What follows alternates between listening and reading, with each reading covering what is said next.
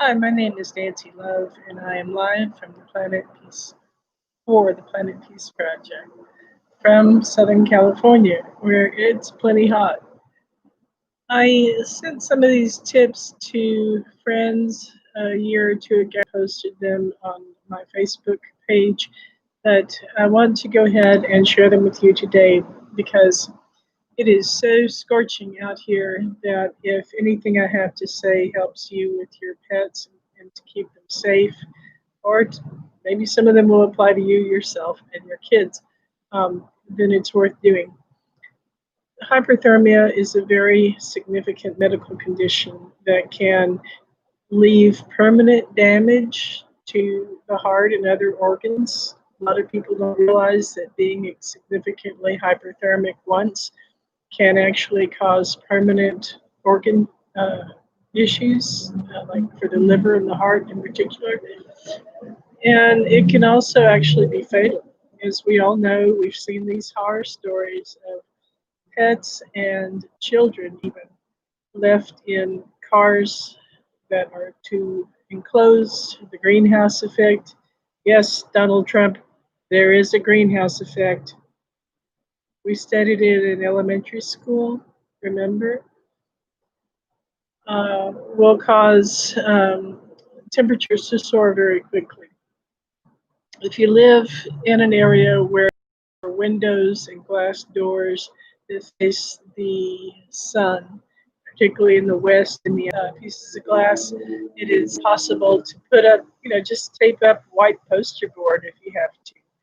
And um, some use aluminum. As an artist and as someone who has studied the organs of perception in psychology, I know that, believe it or not, white paper or white curtains will be more efficacious than the silver of aluminum foil, even though you use something white. And it's actually best to use white on the outside of the window or door. Let light bounce off the glass prior to it even hitting the glass if you can. They need a muffler. Anyway, there are a number of ways. So that's a way to prevent heat from getting in the room that is going to cause the heat to build up. Let's think of some other ways. I used to freeze gallons of water, gallon jugs of water, just plain old plastic gallons. It could be tap water. So we're just going to drink this. When water freezes, it expands slightly, and the cap's going to be pushed off anyway once the water becomes frozen. But go ahead and leave the cap off, freeze gallons of tap water, and in the morning, take those frozen gallons of water out and put them on the floor or in the stable or barn or wherever you have your animals and your pets. Some people have used these techniques I'm talking about for their horses, and I was told many years ago that, but I've used them on cats and dogs. Put these gallons of water on the floor. It's good to put a towel down, and the animal will cozy up to the gallon of water, to the frozen jug. Animals generally do not like to be anywhere near ice, but an animal that is suffering from hyperthermia will actually go toward ice, and at some point, you'll see that they understand. An animal learns, even if something is unusual or unfamiliar to them. If they perceive that they are more comfortable once it has happened, they will let you do it again. And one of the things that I have done, I have a big Bengal cat. He must weigh 20 something pounds, and another cat named Ashanti, who's sort of, the other three of my cats are for some reason significantly less inclined. But Silverbell, I'm not sure if this is, yeah, okay, it keeps blinking off and on. Silverbell, Starlight, and Bhakti are somewhat less inclined to get hyperthermic, but You can tell when a cat starts panting. That's a very bad sign. If if their if their breath starts being rapid, very bad sign. You may need to rush the animal to an emergency room, to a veterinarian. Home remedy you need to apply immediately is to cool that animal down.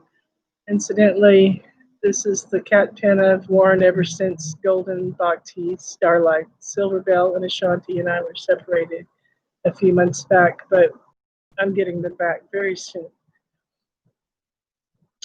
What I have done, just straight out of the tap, pour it into the palm of one's hand and let the water get onto the animal. You know, why is my human mom doing that?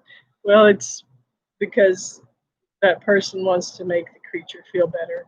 And as soon as they realize that they do feel better, they will let you do it. And in fact, Golden will come to a gallon of water sitting on the floor, a non-frozen one, and he'll tell me when it's time to get his fur wet during the day. Just pour water into the palm of your hand, put it on various places of the fur. The most important places will be their neck, the top and the front of their neck, and put it on the outside of their ears. Never put water inside a pet's ears, but put it on the outside of their ear because that's one of the main areas that they dissipate heat. Also an animal's tail, because of the increased surface area. There, a cat or a dog will dissipate a lot of heat through their tail. So if you get that tail wet, then an evaporative cooling process starts, and the tail is more efficient at dissipating heat. And also their belly. So yes, getting it on their back and sides will help, but and you can see it.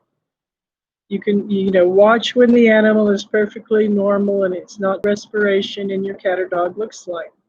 Even a bunny rabbit, same here. Same principle. A lot of people have bunnies as pets, but they too can be hypothermic. And then you'll notice, at a glance when your cat or dog or rabbit is breathing too quickly. The rapid respiration is generally correlated with rapid heart rate and a lot of other, physiological phenomena that usually very dangerous, as I said. Getting the animal wet is important. Getting the animal in front of a fan is important. You may not have an air conditioner, but even if you don't have an air conditioner,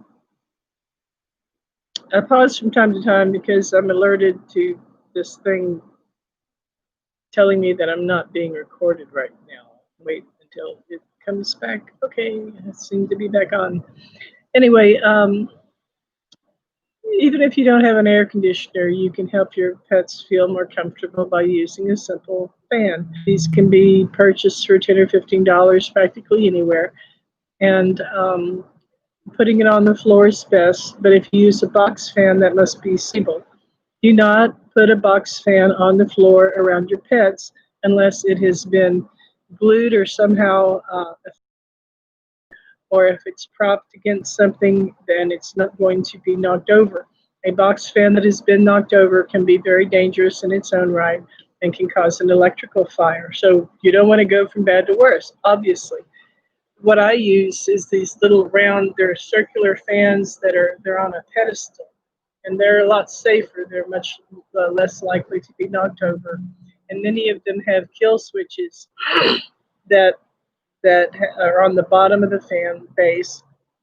So if they do ever get knocked over by a kid or a pet or whatever, they will actually shut off immediately. So that's not a particularly expensive feature. Many very inexpensive fans have these little kill switches on the bottom. It's going to look like a little button that presses up and down. So put the creature in front of a fan. Hopefully the cat or the dog has wet fur by now, and they're going to cool off very quickly. It may be the case in an extreme situation, particularly with kittens or puppies, that you need to put them in water, but make sure that water is not too cold. It's counterintuitive, I know, but you don't want really cold water if you're dealing with a severely hyperthermic animal, because that can shock the system, and especially in water. One thing I have also done is I'll take these little plastic tub lids. The lid's about an inch deep. Turn it over, pour water in it, just so you can regular tap water.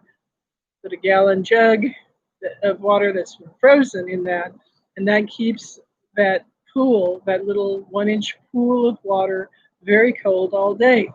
And I've tried it, and I thought, well, I wonder if the cats will drink out of it, or if they'll, they will both drink out of the cold water, and they'll also lie next to it and swish their tails across it. So you can tell that they appreciate it, because they are actually getting their own tails wet on purpose by swishing their tails across the very cold water that's only 1 inch deep, that's in that. Get a big thick wet towel, get it really wet, don't pet. I don't care about your carpet.